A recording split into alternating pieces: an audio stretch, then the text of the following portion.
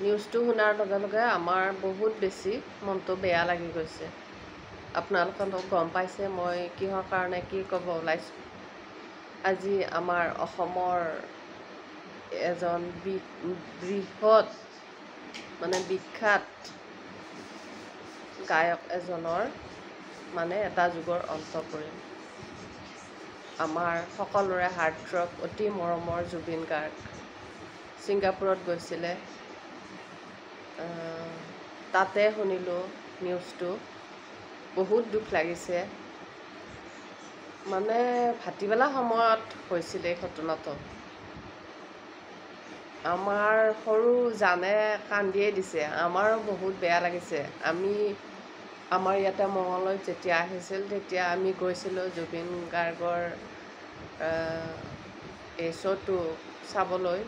মোৰ হাতৰ এই আঙুলিটো একদম পৰি ভাঙাৰ নিচিনা হৈছিলে, এইটো অকামিলা হৈ গৈছিল।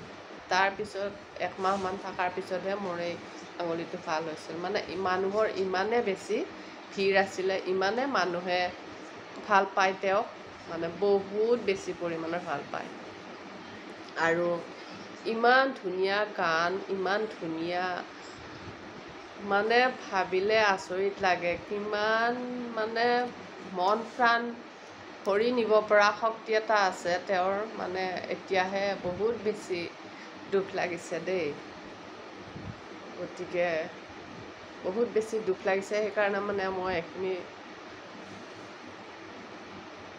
ইউটিউবত থৈ দিওঁ। আপোনালোকৰ বা কেনে হৈছে?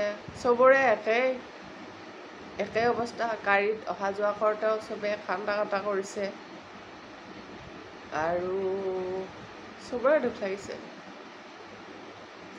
বহুত বেয়া লাগিছে। অসমে এজন বৰ মৰম লগা আৰু বহুত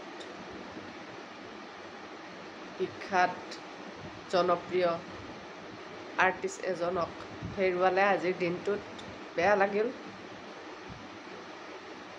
গতিকে আৰু কি ক'ম, ভাষা নাই, বহুত ক'ব ইচ্ছা যাই আছিল, কিন্তু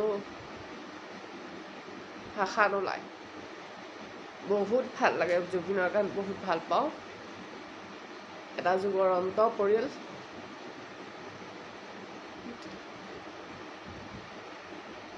য'তে থাকক তেওঁ যাতে ভালে থাকে, শান্তিৰে থাকে, সুখেৰে থাকে, তাকেই কামনা কৰিলোঁ।